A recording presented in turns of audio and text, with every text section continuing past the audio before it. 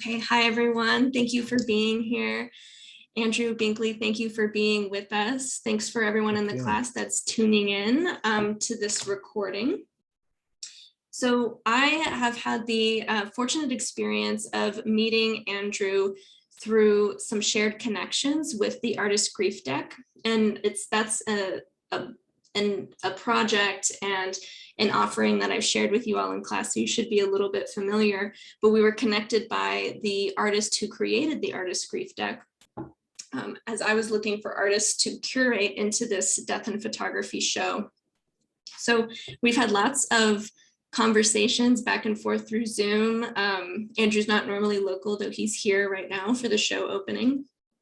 And we just have a lot of shared interests in our own individual creative practices. And I feel like we've been able to build a nice connection through all of our meetings and working on putting this show together. So I'm very, very excited and honored that he's here in our class to speak with us today. And before I turn it over to him, I'm going to go ahead and read his proper bio. Okay. Andrew Binkley is an interdisciplinary artist whose work reflects on the stages we go through towards awakening and letting go. Through uncovering the relationship of arising and passing away, as well as our own relationship with impermanence, Binkley's work invites us to examine our personal and universal stages of transformation, as well as offering a shift towards acceptance and appreciation. Andrew Binkley is an American artist based on the island of Oahu, Hawaii. He attended the Kansas City Art Institute, but left to live throughout China, which eventually led to his ordaining as a Buddhist monk in Thailand for several years. Since leaving monastic life, Binkley has devoted himself to the practice of art and exhibited internationally with the Mori Art Museum in Tokyo. I'm probably going to mispronounce some of these. The Kaohsiung Museum of Fine Arts. Good job. And what was it? Was that pretty close? That's good. Yeah. Okay. Kaohsiung, yeah. In Taiwan. The Downtown Film Festival in Los Angeles, the Queens Museum of Art in New York, the Shanghai Zendai Museum of Modern Art in China, and the Honolulu Biennale in Hawaii. He has exhibited site-specific public works in a wide range of venues. These include an ancient castle in England, a World War II air raid shelter in Poland. It sounds amazing. A subway station in Tokyo, a former tennis court at the Honolulu Museum of Art, a mountain in the high desert of Joshua Tree National Park, as well as the streets of Seattle with For Culture and the Bill and Melinda Gates Foundation. Binkley was the recipient of the 2009 Cynthia Eyre Award, nominated by Laura Hauptman, Senior Curator of the New Museum in New York, and presented by Honolulu Academy of Arts, as well as receiving the 2010 Best of Show Award by Carol McCusker, PhD, Curator of Photography at the Museum of Photographic Arts in San Diego. His artworks and written articles have been featured in publications such as the New York Times, Interior Design, and Zoom magazine, including its cover for the September-October 2009 edition. Binkley has presented lectures at UCLA, Fudan University, Shanghai, and the University of Hawaii at Manoa, where he was invited to be an artist in residence. His work also extends to a number of collaborative projects, such as with artist Nancy Amaka as the art collective Stargaze, as well as with musician Christopher Willits and his video and sound performances and album cover, together with Ryuichi Sakamoto and Ghostly International. Binkley's works may be found within the collections of Shanghai Zendai, MoMA, and the Bull Foundation and Hawaii State Foundation on Culture and the Arts. So super impressive, so many exciting projects. Thank you again, Andrew, for being here and talking with the class. Oh, thank you, Ashley. It's really, I feel very honored to connect with you and to be able to share with everybody in this class and to connect with, I think, such a beautiful opportunity that I think is very rare, where you can have a class that bridges the themes of death and art. I think is a really great thing. So I think you're all lucky. I feel lucky to be able to talk with you all today. So thank you. Thank you so much. So what the intro the beginning statement kind of gave a good overview of what my work is in general, in that I am very interested in art practice being a way of awakening, awakening to oneself and the world around us and others. And so what I've been pursuing quite often is looking at impermanence and awakening to that. And the more I do that, the more I see that in everything. This is a pattern that exists in all things, it seems, this pattern of arising and passing away. So I'm interdisciplinary in that I do a lot of different, work with a lot of different mediums. Usually the concept is what guides me into what medium I end up using. But I have always really resonated with photography as a very natural language, a natural tool. And that I feel is one of the rare mediums where the concept sometimes is led by the process as opposed to the other way around. So I may just go out and shoot. And even that, I love that practice as well, of being tuned into the present moment and awake to the here and now and what you're resonating with, and then just shooting. And then later when you look over it, you start to see maybe patterns in what you were shooting, or a concept starts to develop from that.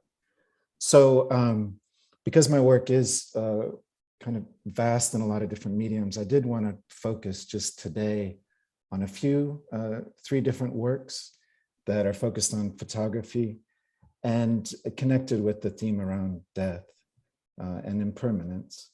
So I'll start sharing the screen now.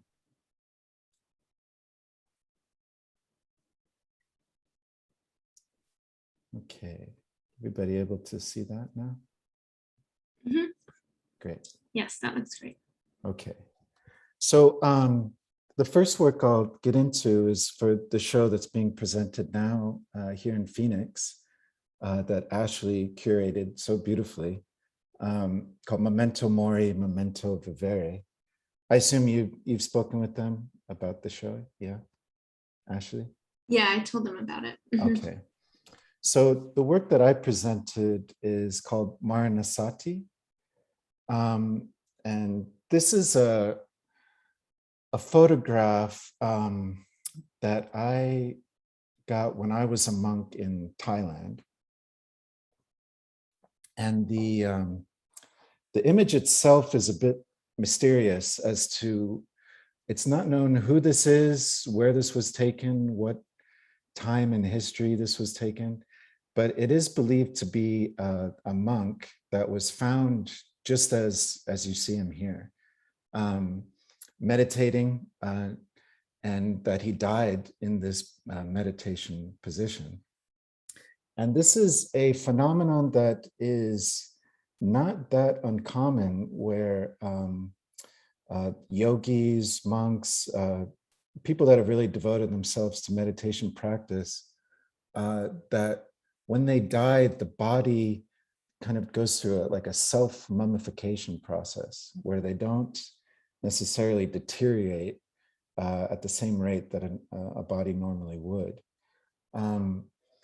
So this is an image that within the tradition that I was a part of, in Buddhist tradition in Thailand, it was an image that was passed around amongst the monks and to be used as a way of reflecting on death.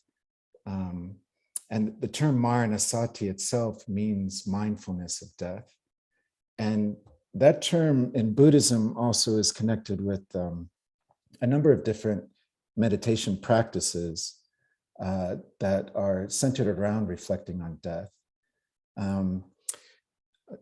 The first one I'll get into is a chant that in the show here in Phoenix, I have it as a sound piece that's together with the image.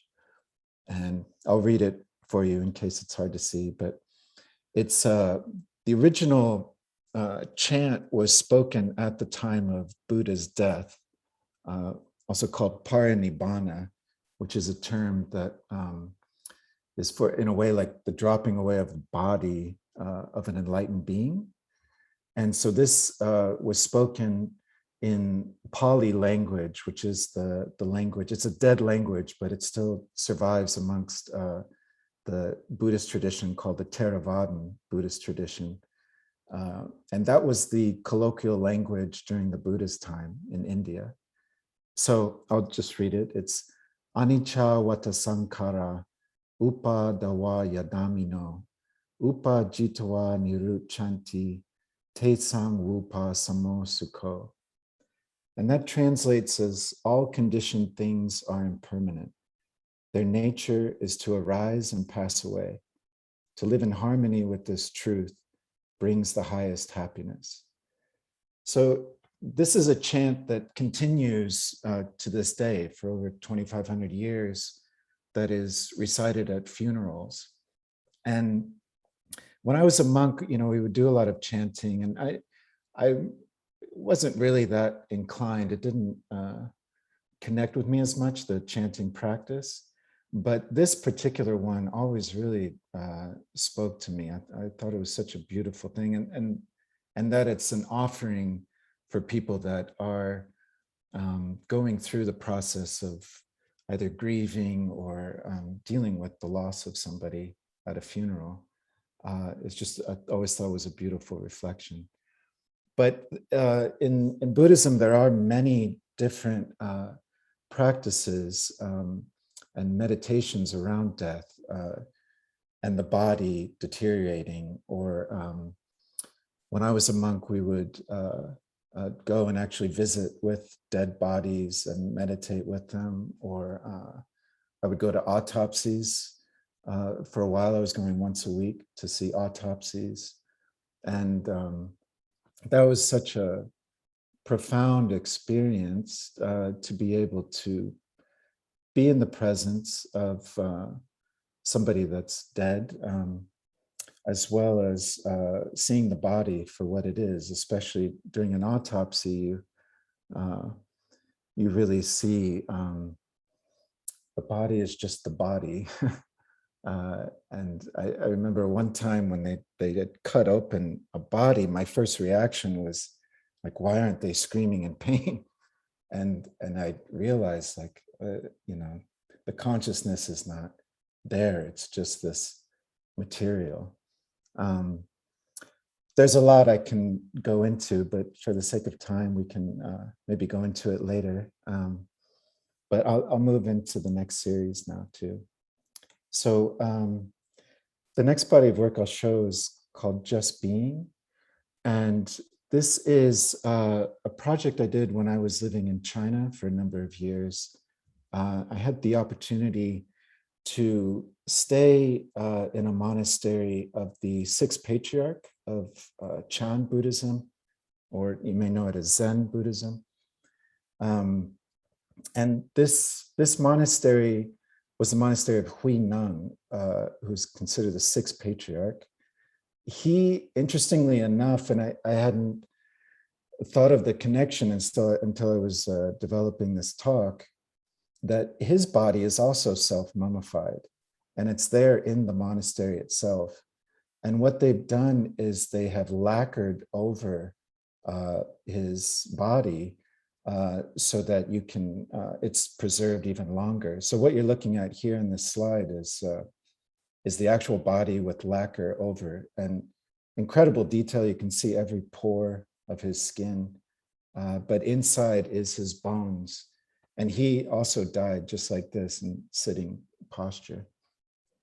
So while I was there, I was able to photograph the monks, and in this case, on the left, two images, it's a nun, and on the right, it's a young novice monk.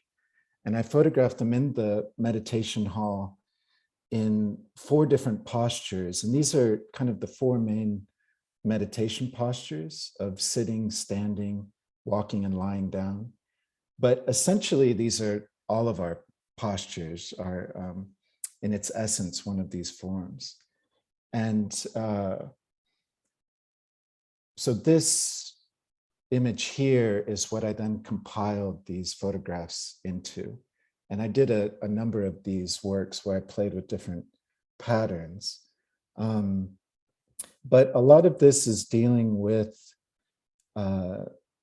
meditation practice, and how through stillness, you really see how the mind is constantly changing, how the body is changing, how all things are changing, how everything is impermanent, everything is arising and passing away. Just like the breath is constantly arising and passing away, and your thoughts arising and passing away.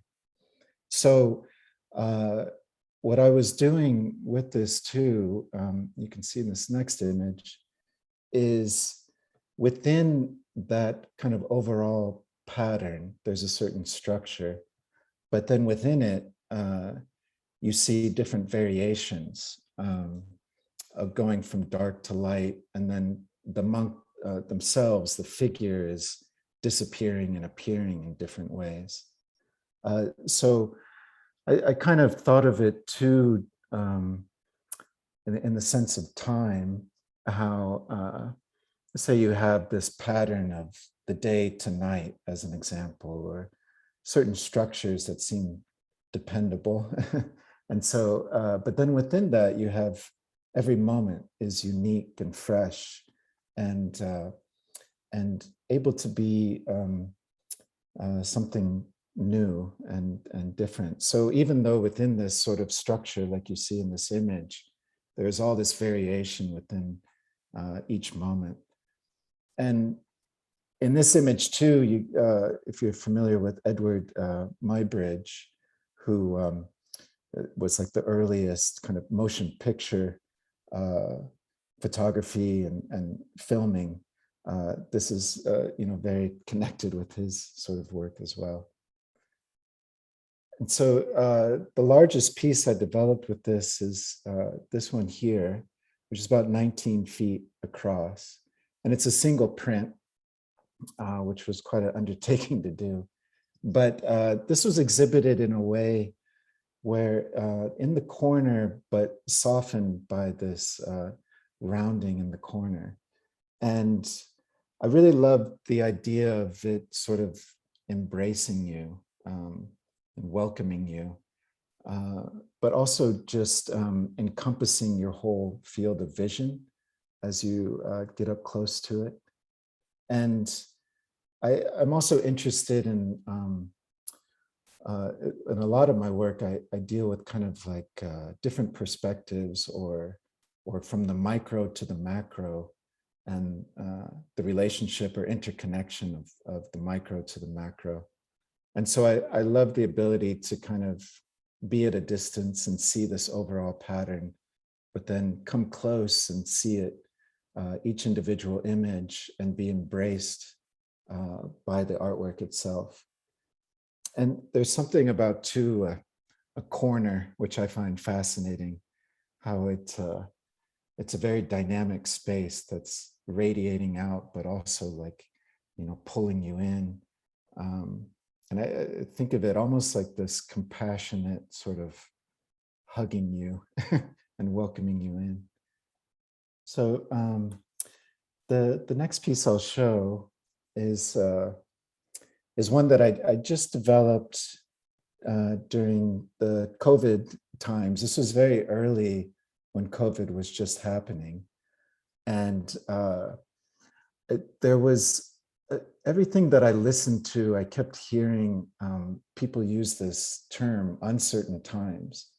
And I just kept hearing it over and over. And I thought it was fascinating how, well, for one, when I was a monk, we talked a lot about uncertainty and how there is nothing really certain, and to accept that as a reality, but also to be able to let go of the feeling that there needs to be certainty or things need to be fixed, and so to accept it and come to peace with it. So this piece in particular is a painting that I developed for a, well, it's still in progress. Potentially this is going to be on billboards throughout New York City, but that's still to be determined. But what I initially had developed was a video, which I'll show you next. And it's really a conglomeration of all that was happening at the beginning of COVID. So I'll just play it for you now. We are living in some very uncertain times right now. We live in uncertain times. We are living in uncertain times. Yes. We live in uncertain times. We're living in uncertain times. This uncertain time. These uncertain times. These uncertain times. These uncertain times. These uncertain times. These uncertain times. These uncertain times. Right now, we're facing uncertain times. In uncertain times. Uncertain times. In uncertain times. In uncertain times. In times of such uncertainty, The uncertainty. The uncertainty. Uncertainty and uncertainty. Uncertainty. And uncertainty. You may be experiencing a lot of uncertainty in your life right now. Holy buckets, there is so much uncertainty right now, right? This time that is so uncertain.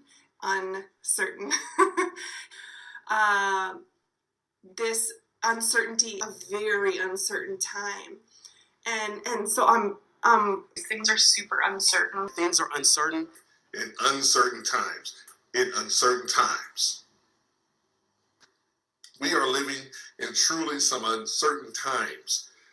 In these uncertain times. And as these uncertain times, the uncertainties,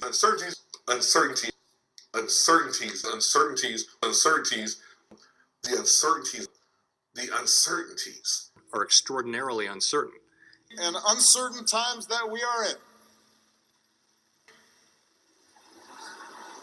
And they are uncertain.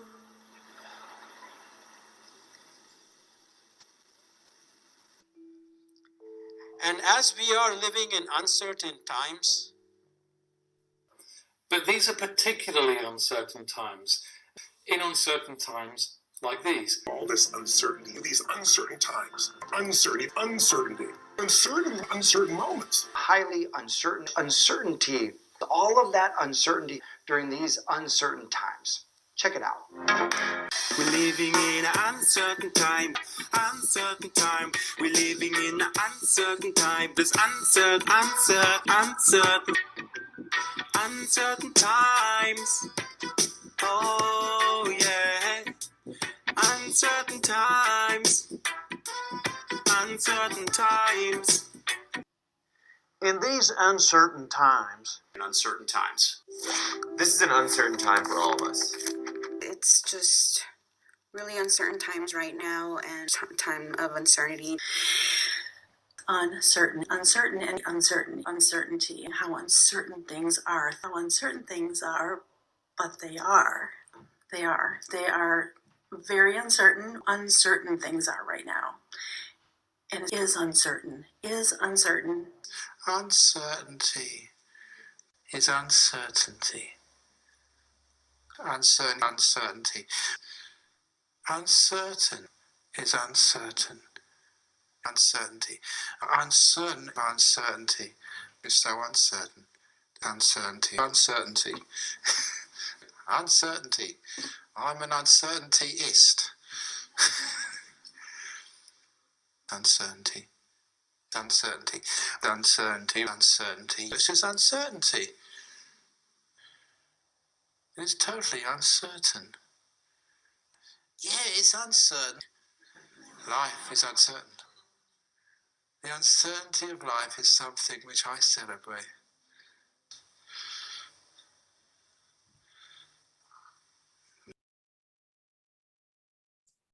Okay, so I'll just say just a little bit about that piece, and then we can open it up to any questions. But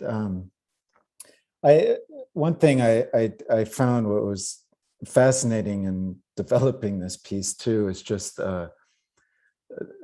the idea of repetition, how the more you start to hear the same thing over and over, how it can become meaningless. It's just like ridiculous.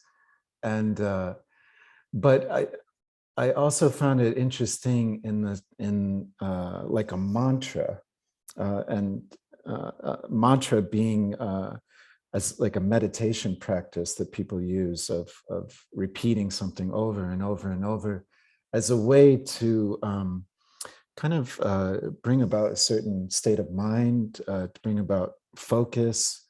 Some use it as like a vibrational attunement to things. And so also the thing that you're reciting is important, as it's directing your mind to that theme or that insight. And so uncertainty and to recognize that things are uncertain is can really open you up to a truth that I think it's an interesting time, just in a way of our global consciousness, how a lot of people haven't really woken up to that truth. And so I think for a lot of people, it was quite a shock. COVID kind of brought that out, or anything that undermines your sense of security can really bring out fear or just resentment. And so you can either sink into that or you can transcend it.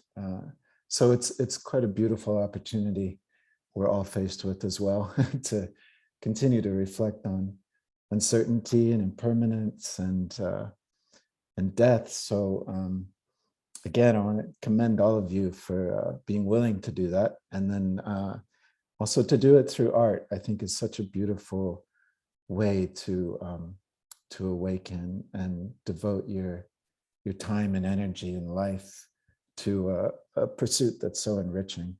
So thank you, everybody. And yeah, it'd be great to have any questions that anybody has.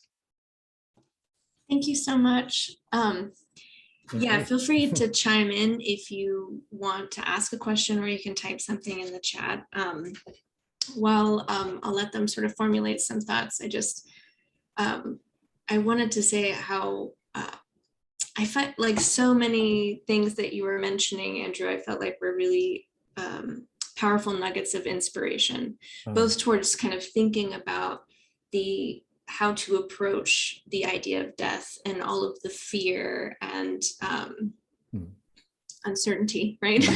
about that, and how, how there are ways to transcend that, but then also just talking about your creative practice, especially at the beginning of the talk, and how photography is one medium that's sort of the process can kind of lead the concept. And I think that was really great for students to hear and thinking about, but in order to do that and thinking about how it requires reflection, right? Like looking back then at the images and re-experiencing them and kind of formulating your ideas from that, finding patterns, as you mentioned. Yeah, I find it's an interesting life pursuit as an artist, because I think if you pursue it where you're really getting to know yourself through it is a really enriching practice. And so a lot of it is just recognizing what's resonating with you, what and that's a way of getting to know yourself, like what you're drawn to, and it's constantly you're making decisions. And so in the moment of shooting the photo, what are you resonating with? Then later when you're looking at it, it may even be years later that you look at it, and now you're resonating. What is it that you see now? So that was something I didn't really get into, but I wanted to, about this project that we did for Phoenix for the show Memento Mori. That was a constant practice of being open to how it was changing and telling me what to do rather than me telling it what it should be. So I knew, well, first, Ashley and I, we had many conversations of what work would go in the show. And then together it evolved into even having that particular image. And then I wasn't sure how I want to present it. And I found this quote from a beautiful book, In Praise of Shadows, that talked about Japanese paper.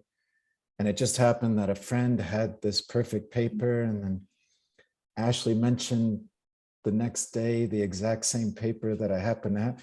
It was like a series of signs almost that were affirming the right way to do it, that if I was fixed, you're not always open to like the magic of the process of what it's telling you to do. And then it goes beyond you, and it's something where you're just discovering it. And it becomes more selfless, which I think is a really beautiful practice as well. So it's tuning into yourself, but also letting go of yourself is a great way to approach art, I think. Oh, that's really beautiful. Yeah. And I think it relates back to, practicing presence, like being present in the moment. We have a few questions. Tucker, did you want to ask your question? We have some coming into the chat, but I know for a second you had your hand up. Yeah, I did, but let the other two go first. They put theirs up in the chat. Oh, okay. Oh. Okay. Yep, so and I'll ask mine when they're done. Sounds good. Okay, so we have one from Erica. I'm going to read it for her because just in case she's still driving. Erica asks, I'm very curious if you miss and crave that experience of meditating over the dead bodies, or was it just that, an experience? I wouldn't say I miss it. I saw a lot, so I probably got my fill. I think one thing that's really encouraged, because it is a practice going back, thousands of years, to meditate with dead bodies, is that not to look at it as an experience or like entertainment. That's not the right word, but something of that, like a spectacle, but really to reflect and absorb what you're seeing so that you can, on your own, reflect on it, or you can conjure that image again. So because it's really a practice to do constantly. It's not like it's just that one moment when you're with the dead body, but to reflect on death every day. Carlos Castaneda, who wrote about Don Juan, he was asked, how do you live a spiritual life? And I think they were expecting some answer of like, drug-induced kind of experiences. And what he said was, every day when you wake up, reflect that you and everyone that you meet today are going to die. And that's the key to living a truly spiritual life. So it definitely puts things in perspective to remember that you're going to die. And that too is like when we would go and see these dead bodies, it was to reflect that you too are going to be in the same state. You're not, you're also subject to this. So yeah, there's a lot more I could say, but yeah, if you have the opportunity, I encourage it, because it's a very rare thing, especially in the United States. Other countries are, more open. Yeah, but. Thank you. That was really powerful. I am still driving, but okay. Thank you for that. Okay. Don't die on the drive. Yeah, thanks, Erica. Be careful. Be safe. Yeah, I wonder, we have more questions that I'll definitely follow up with, but I just have kind of a follow-up to that question. And I wonder about if you could elaborate a little bit more, maybe on like the philosophy, or you personally, how that sort of focus on recognizing, every day that we are going to die, that I'm going to die, that everyone I know is going to die. Like how do you move through that from that being something that's fearful, or something that's sort of like holds you back to being something that that I'm trying not to lead your answer here. That sort okay. of Good to hear your thoughts too. That sort of like your ability to transcend that, it maybe allows you to be more present, or be more appreciative, or be more mindful of the life aspect of it. That's a really good question. And it can be complex and simple. And each person has their own character and own path of how to do it. Yeah, I think one thought that just came up to me is a lot of people are uncomfortable with the unknown, and so we kind of and it comes from early conditioning of feeling that everything has to be known and understood and labeled, and and it's a useful conditioning from when we're a child, like learning language, and you learn the word for a tree, and then you understand, okay, that's a tree, and now I understand it, and everything that's in that pattern, so to speak, is now tree. But to recognize that it's not a tree, that that's a word, and you've created a certain idea of what that is kind of the next evolution as a human being, to keep maturing. And a lot of people get stuck in feeling that they know everything, that everything is certain. So then it's uncomfortable to not know. Your sense of security is undermined. You've built this tower of belief, and then suddenly it's chipped away, and now it's crumbling, and you're fighting to have it. So sometimes that's what you got to go through. You got to go through a real traumatic crumbling of your tower of belief, and that might not be easy. Well, coming back to Buddhism, Buddha described it's like there's different kinds of horses.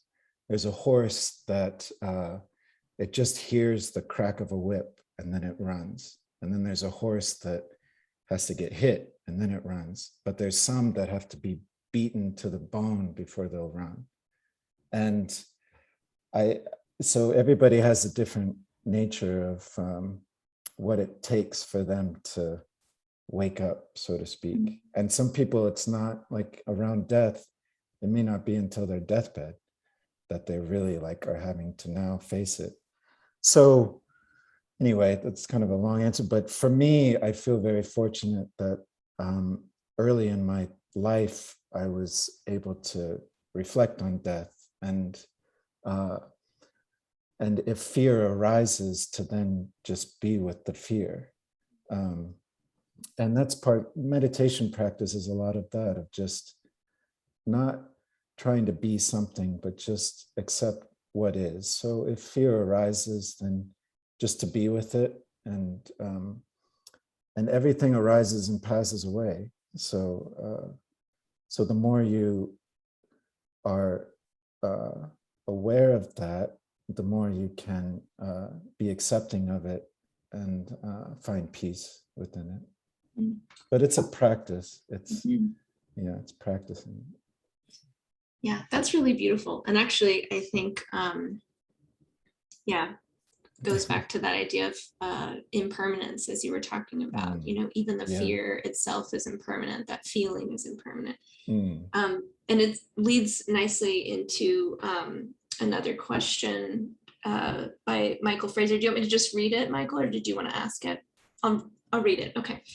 So he asked, at what point in your journey did you become a monk, or did becoming a monk happen? And were you doing photography during that experience, or was that related? Yeah. I became a monk when I was 20. And I first got into meditation practice when I was 16. I had teenage suffering kind of led me into it. But I was doing photography actually at like 16 in high school is when I really got into it. Film photography. Mm-hmm. I mean, this is back in 95, 96. Yeah, if that dates me.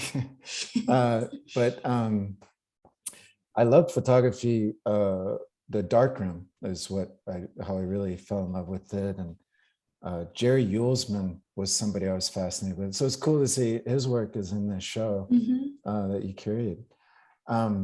So I was doing a lot with like multiple negatives and different enlargers, printing it all on one paper and, masking and burning. So,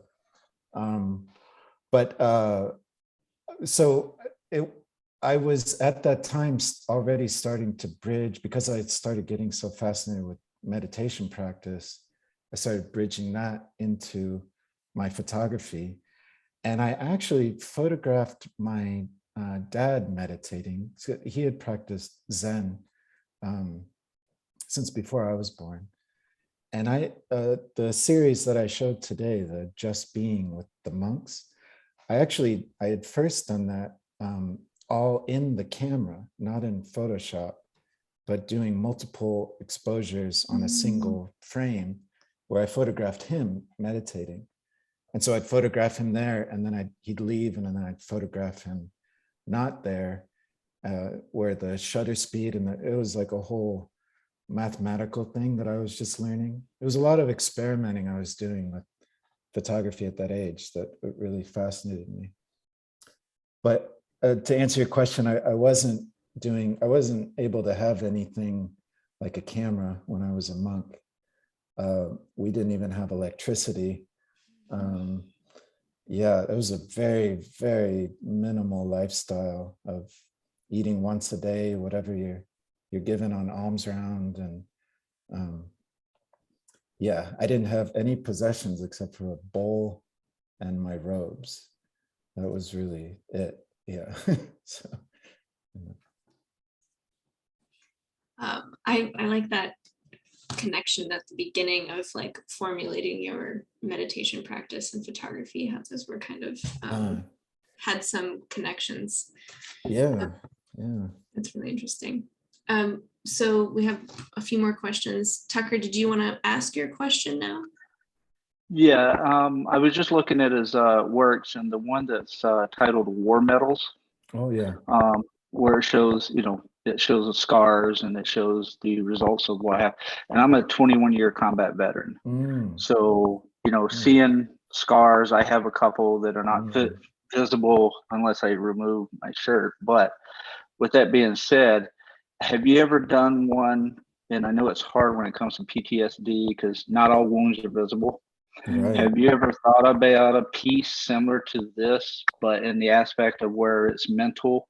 Because I know a lot of stuff, it's mentally.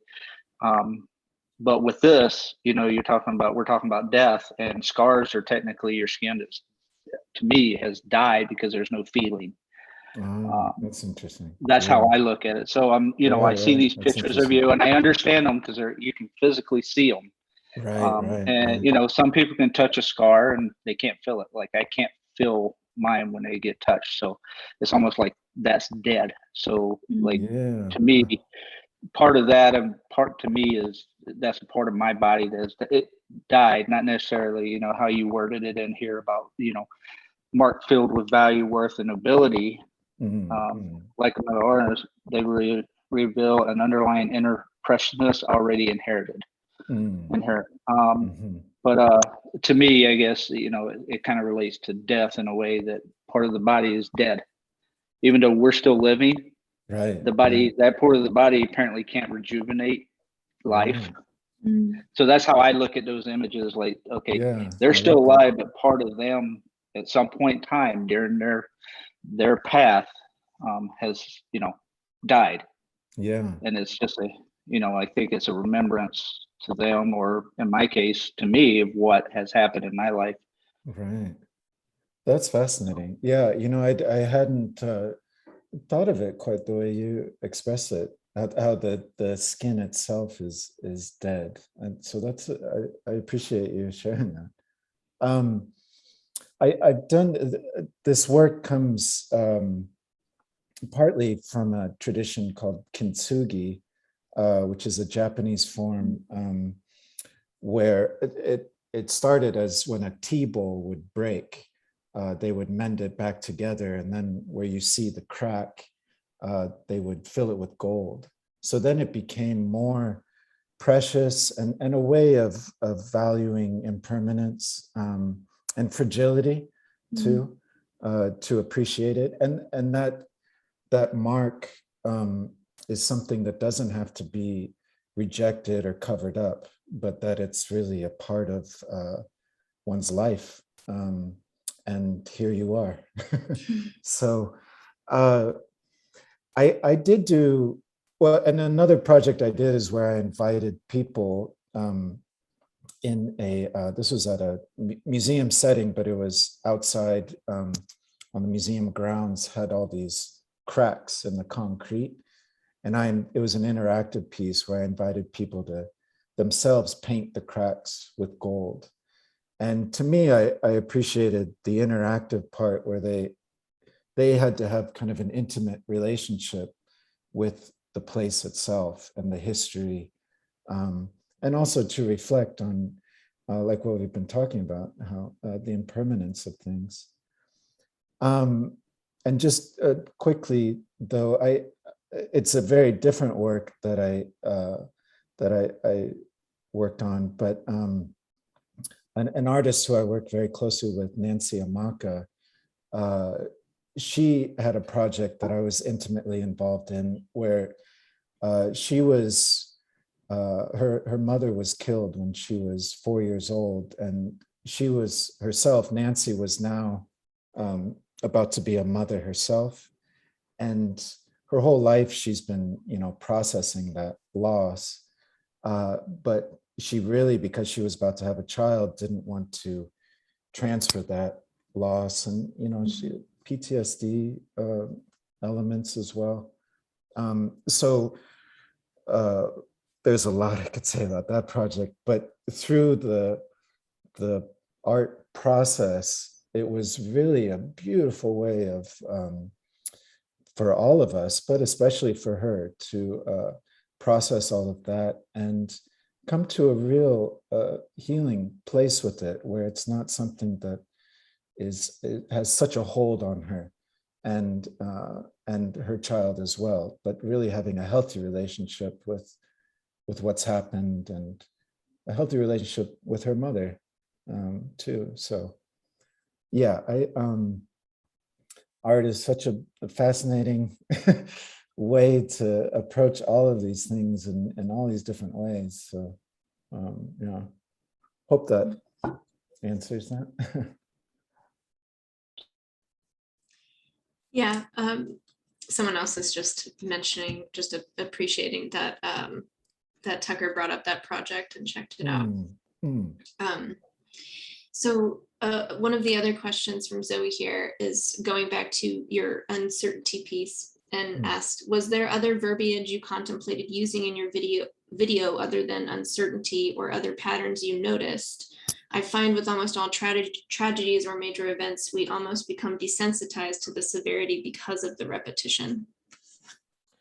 Yeah, that's what's interesting. How the more you repeat it, the more it loses its meaning. And it did. The more I started to hear it, the more ridiculous it seemed, because it seemed like people don't really mean what they're saying. It's just that's the go-to phrase to use. You hear it a lot in like political speech, and like I was before, like Jon Stewart with the Daily Show and all that. You'd see that a lot, like when they're showing clips of all these politicians saying the same kind of catchphrases. But no, there weren't any other terms. For me personally, it was the fact that they were using the word uncertain, and my own history and reflection on that particular word. Because like I said, as a monk, we would use that particular word often. The tradition I was a part of, there was a monk named Ajahn Chah, who's sort of an abbot at one time, and he used to say that all the time, that was like his catchphrase of like, it's uncertain. And that was a way too of like letting go. Like as soon as you think, oh, it's gonna be this way, I got it figured out, he would say like, oh, it's uncertain. Yeah. So there is a freeing when you really embrace that like, well, whatever it may be, it's not sure. Yeah. And to just accept it. Yeah. Keep moving along. Yeah. I found, when you were showing that video, it was it became very humorous to me, like the repetition. And I think in part you just verbalized, like, because it almost felt like a lot of people are using that phrase without really even thinking about if that's what they really meant or if that's what they really felt, just sort of like parroting, right, what they've heard, and that sort of repetition. And it is interesting that it's like, I'm curious about this idea of repeating something so often that it begins to lose its meaning, but then also how you talked about how the repetition of the sound of the word almost started to feel like a mantra. And so I'm curious if you could talk a little bit about like, how does that relate to the function of a mantra in terms of like losing its power? Because I feel like that's kind of opposite of maybe what a mantra is, but I'm not sure. Yeah, I've never really done mantra practice. That was something that didn't really click with me. But there is something to repetition and focus that can lead you into a certain state of mind of transcendence when you're really practicing it wholeheartedly, or just the losing of yourself and of time, space.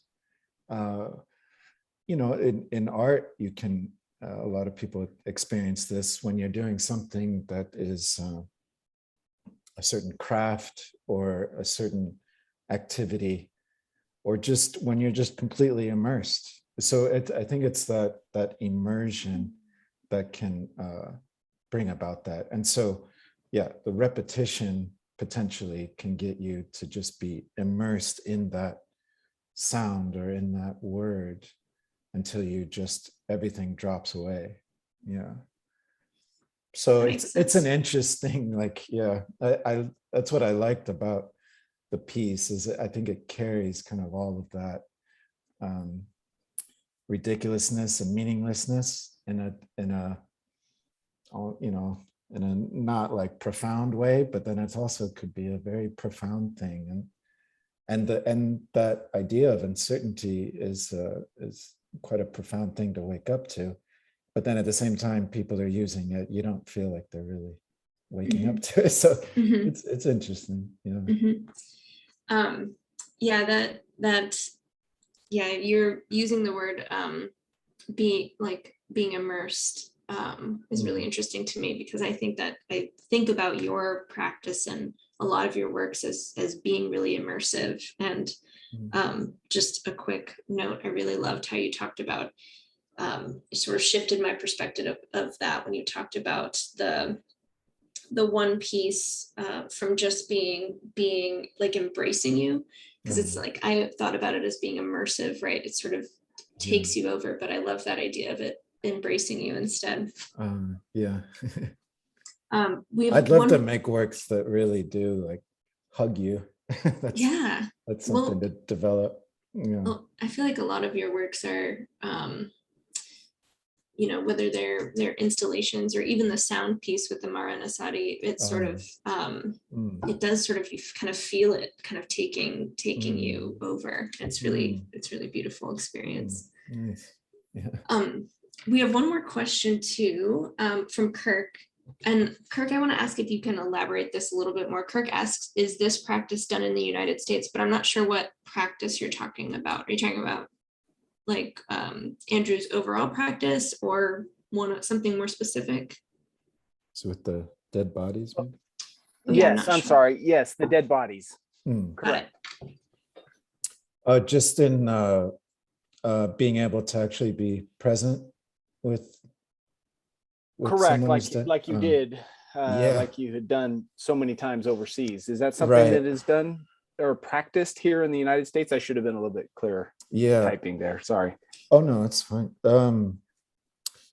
You know, I think it would be very hard to find if there is. The thing with the United States, there's two sort of hurdles. One is cultural, and the other is, I guess, legal in the sense of there's a lot of regulations around how bodies are handled. So, like even cremations, a lot of times, from what I understand it, you look through a window to the oven, whereas like in Thailand, we would take care of cremating the bodies. It was just over the fire. You're right there with it. You can actually see everything. But culturally here, there's a lot of removal, not really open to being directly there witnessing. So I wish I had a answer that there is, and it's not that there might not be somewhere that has developed something like this, but not that I'm aware of. I know there are a lot more efforts to have different approaches to death, and like green burials, and where people are more open to facing death with clear eyes. Yeah, that was something that I had never heard of. The ceremonial piece of it, or the open burnings. I hadn't heard of that until this class, and so I thought it was fascinating, and it really did make sense about releasing the spirit versus being in a crematory or just an incinerator where their spirits haven't been released. They're just stuck inside. So, anyways, well, one I don't know if we're okay with time, but I'll try to share a quick story. What I found fascinating, this is in Thailand. I happened to be there where a man had died. He was in his 30s suddenly, and because it was such a sudden, unexpected death, they don't believe that you should cremate the body. That the spirit is in a state of shock if you do that, and so it needs time to settle into the reality of that it's died.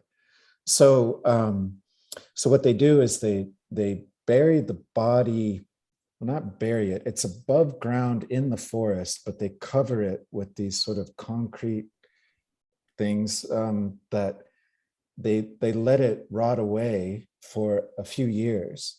And I happened to be there right when they were now going to unearth the body that had been rotting away, because now it's had time, the spirits had time to settle into it. And then they opened up, they literally like cracked open the concrete. And what was amazing is the man who died, his son was a part of this process, and he was only maybe 12 years old. But he was part of the process of cracking this open and then seeing his own father rotted away. So we saw the corpse, all the skin had rotted away, but his hair was still on his skull and wearing clothes. I took a lot of photos of this. They were luckily, they were very gracious too in letting me even photograph. They were happy to have me there. And everybody felt very open, and it was good natured and light about the whole affair. And then they literally take the body out and put it on all the wood that had been stacked up and cremate the body right there. So that really amazed me, just how open they are to the fact that death is a reality. It's not something to be shunned. And I was just really impressed that even, that his son was a part of that. I thought and he was handling it beautifully. There wasn't any bad feelings around it. It was inspiring. Yeah, in some ways that seems really extreme, but it also just reminds me of sort of the opposite end of that spectrum. I'll just share a quick, at the basically towards the very beginning of the pandemic, my grandfather, who lived in Kansas, died. And I felt a real loss at not being able to go to his funeral, not being able to see his body, because there's something about being able to see the body of a deceased loved one in order to process that happening. And I had tentatively asked, my dad if he would be open to like taking a photograph to share with me as a way that like maybe virtually I would be able to experience that. He said yes initially, but ended up not feeling like it was appropriate at the time, which I was okay with, but it still felt like I still feel like, and I haven't actually been back since then. So I still feel like I haven't fully processed that. So I think it's just an interesting opposite end of to tell that story of how kind of open they were in that experience. And there is something to that. I agree. I many years ago I lost one of my closest friends, and it's mysterious how he died. I don't know, and there's something about that, just like not knowing how it happened. Also, I felt there's something sort of unresolved. So there is something to that I guess seeing it clearly and feeling like you understand it. I just want to mention one more thing kind of to Kirk's question. I don't know that there are lots of opportunities to go and meditate with a dead body. But I do think as artists, it's interesting that, many of the artists that I've shown and artists that you've probably researched on your own have been able to gain access to a lot of these spaces where, dead bodies are studied for other things, like, the body farm that's also talked about in the book that we're reading, but how artists have been able to, approach those places and gain access. So if it is something that's interesting to you, there might be ways, because as a creative person, we sort of strangely get a lot of like leeway around some things if we approach the right places with the right tonality and talking about, a project or research that we're doing. When I was in undergrad in a life drawing class, we were able to go to, I can't remember the term of it now, but it was, we were able to go draw bodies that were they were donated to science and they were being practiced on by like medical students. So that was a very interesting experience for me. And I got permission to photograph as long as I wasn't photographing the faces, which was an interesting distinction that was given to me. And at one point, this is sort of a photography moment, but at one point I was so immersed in making the photograph, and I was photographing the like beautiful arm and hand of this woman's body, and it started to slip down. And without even thinking about it, because I had the camera in front of my face, I started to reach out without gloves or anything, which was not protocol, to adjust it. And then right before I touched her body, I was sort of shocked back into the moment of being there, being in that space. and suddenly I could smell the, formaldehyde and everything in a moment. And I had to like remove myself from the whole situation to sort of like remember, what was happening and what I was in the, who I was in the presence of, what I was in the presence of, and just being more mindful. So it was kind of interesting, almost reverse experience. That's great advice too about so many things you said, but that as an artist you have access to things a lot of times because you can be weird. And it's like already accepted. They're like, okay. Right. But when I was in Thailand and saw these autopsies, they were with the medical school. So that is a potential place for sure. Yeah. And I got a tour of it, which was crazy to see like bodies stacked in formaldehyde in this giant tank. That was one of the most like horror movie images. There was a hand that was like creeping out of the formaldehyde tank. Wow. But no. Yeah, that blows my. Tucker also mentioned, if anyone is curious as to death and culture, ask an anthropologist. His friend, a veteran, has told him about rituals and death. Very fascinating. Oh yeah, I imagine so. Okay, well, thank you so much. We've gone a little bit over time, so thanks for sticking around, Andrew and everyone. Yeah, again, just really appreciate everything that you shared, Andrew, your work and your thoughts about your process and the ideas around impermanence and death and letting go and uncertainty. So I really appreciate your time. Thank you. Yeah, I really appreciate you inviting me, and thank you all for listening and asking questions. This was really very engaging for me. So thank you. Wonderful. Thank you so much.